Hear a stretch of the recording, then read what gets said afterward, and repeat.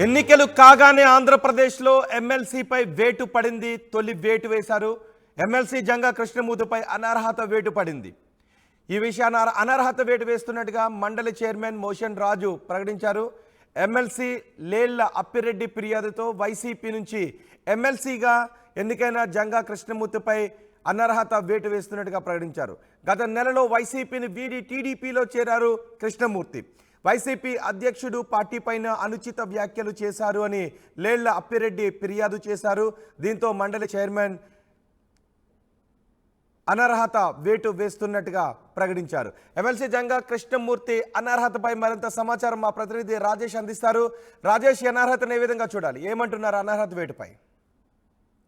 అంటే టీడీపీలోకి దాదాపు 2 నెలల ముందే జంగా కృష్ణమూర్తి వెళ్ళిపోతారు ప్రచారం జరిగింది. ఆయన చంద్రబాబును కలవడం, తర్వాత గత నెలలో ఆయన టీడీపీలో జాయిన్ అయ్యారు. అయితే అనర్హత వేటు వేయడానికి ప్రధాన కారణం ఏంటంటే మండలిలో విప్ గా ఉన్నటువంటి ఎమ్మెల్సీ లేళ్ల అప్పిరెడ్డి ఫిర్యాదు చేశారు మండలి చైర్మన్ కి. కొన్ని ఆధారాలు అంటే పార్టీ అధ్యక్షుడు, అంటే అదే పార్టీలో కొనసాగుతూ అదే పార్టీకి సంబంధించిన అధ్యక్షుడు ముఖ్యమంత్రి జగన్ మీద జంగా కృష్ణమూర్తి ఎమ్మెల్సీ పదవి ఇచ్చినటువంటి పార్టీ అధ్యక్షుడి మీద అనుచిత వ్యాఖ్యలు చేశారు. కొన్ని అంటే పార్టీ అధ్యక్షుడు అనుచిత వ్యాఖ్యలు చేశారంటూ ఆయన కొన్ని వీడియో క్లిప్స్ కూడా చూపించడం జరిగింది. ఆ వీడియో క్లిప్స్ తో పాటు కొన్ని పేపర్ క్లిప్స్, అంటే జంగా కృష్ణమూర్తి ఇచ్చినటువంటి పేపర్ క్లిప్స్, వీడియో క్లిప్స్ కూడా ఇవ్వడం జరిగింది. ప్రస్తుతానికి అయితే వీటన్నిటిని కూడా విచారణ చేసిన తర్వాతే మోషన్ రాజు, మండలి చైర్మన్ మోషన్ రాజు ఆయన మీద అంతేకాదు జంగా కృష్ణమూర్తికి దాదాపు 4-5 సార్లు వచ్చి ఆ వివరణ ఇవ్వాలని కూడా చెప్పినప్పటికీ సరైన వివరణ ఇవ్వకపోవడంతో అన్ని పరిశీలించిన తర్వాతే జంగా కృష్ణమూర్తి మీద వేటు వేశామని మోషన్ రాజు ప్రకటించారు. అయితే ఇదంతా కూడా జంగా కృష్ణమూర్తి మాత్రం చెప్తున్నది ఏంటంటే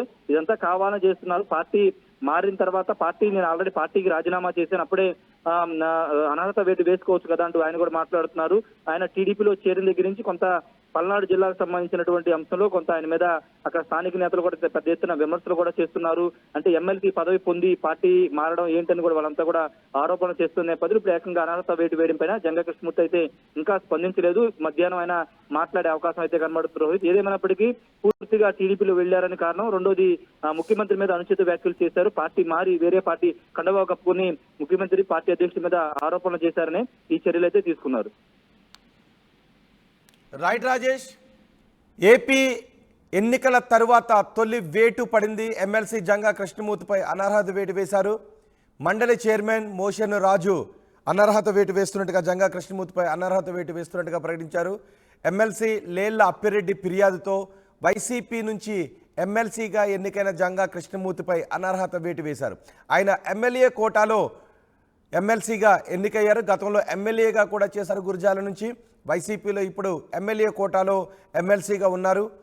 గత ఎన్నికల్లో ఆయన ఎమ్మెల్యే టికెట్ను కూడా ఆశించారు. అయితే టికెట్ దక్కకపోవడంతో టీడీపీలో చేరారు. టీడీపీలో చేరి వైసీపీ పార్టీని విమర్శించడంపై ఆయనపై ఫిర్యాదు చేశారు. ఈ ఫిర్యాదు ఆధారంగా కౌన్సిల్ చైర్మన్ జంగా కృష్ణమూర్తిపై అనర్హత వేటు వేస్తున్నట్టుగా ప్రకటించారు. అయితే కృష్ణమూర్తి వర్గీయులు చెప్తున్నట్టుగా తెలుస్తోంది.